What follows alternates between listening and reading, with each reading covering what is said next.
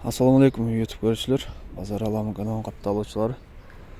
Достор, караңыздар, ушул экрандагы кочкорлор сатылат. Булардын жаштары 2 тиш. Төртөө тең 2 тиш жаштары. Бойлору болсо 90-95.